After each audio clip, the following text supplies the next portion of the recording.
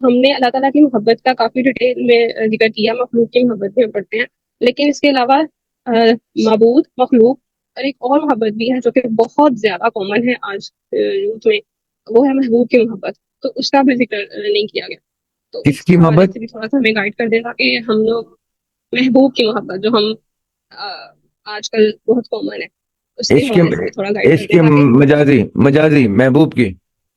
جی بالکل، کیونکہ یہ زیادہ آج کل مسئلہ چل رہا ہے، تو تاکہ کل کو ہمارے سامنے کوئی ایسا مسئلہ آئے تو ہم اسے ڈیل کر سکیں۔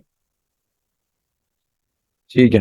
دیکھیں، جو محبت مجازی محبت ہوتی ہے، اب وہ مجازی محبت، ماں والی محبت بھی مجازی ہوتی ہے، باپ کی محبت بھی مجازی ہوتی ہے، بہن بھائی کی بھی، اور محبوب کی بھی مجازی کی. کوئی جس میں آپ نے ایک فرد کو سامنے لے آئے وہ مجازی محبت ہوتی ہے، اور مجازی محبت سے خوبصورت کوئی ایکسپیرینس نہیں ہوتا زندگی میں، اس لیے اس کو کبھی برا نہیں سمجھنا. فرق صرف یہ رکھنا ہے کہ میری مجازی محبت صرف اور صرف اس لیے ہو کہ اس کنیکشن کے تھرو مجھے حقیقی محبت کا رستہ مل جائے. میں ریپیٹ کرتا ہوں اس بات کو. اگر آپ میرے گرے لاؤنج کے پیج پہ جائیں تو وہاں پہ میری ایک نظم پڑی ہے، وہ آپ ضرور فری ٹائم میں اس کو ویڈیو دیکھ لیجئے گا. محبت بت پرستی ہے. اس میں نے نظم کی صورت میں یہ بات ایکسپلین کرنے کی کوشش کی ہے کہ آپ کے سامنے ہیومنوئڈ جو ہے، آدمی جو ہے یا خاتون جو ہے آدمی کے لیے، وہ ایک آبجیکٹ ہے just so that it is visible.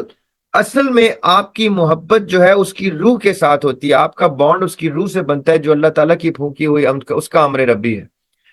آپ نے اپنا کنیکشن اس آبجیکٹ کے تھرو رب کے ساتھ جوڑنا ہے، وہ چاہے ماں کی محبت میں آپ کو مل جائے، چاہے باپ کی محبت میں مل جائے، بہن بھائی کی محبت میں مل جائے، یا کسی بھی صورت میں مل جائے.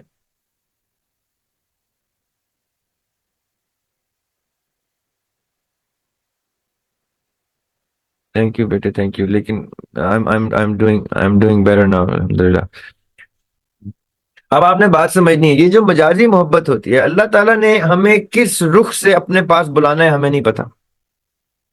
کسی کو وہ شاعری میں مل گیا، کسی کو موسیقی میں مل گیا، کسی کو اب وہ مسجد میں مل گیا، کسی کو وہ کسی درگاہ میں مل گیا، کسی کو کسی کی موت پہ مل گیا، کسی کو کسی کی ولادت پہ مل گیا، کسی کو کسی سے محبت میں مل گیا، کسی کو ماں سے مل گیا، باپ سے مل گیا، بچوں سے دوست سے مل گیا.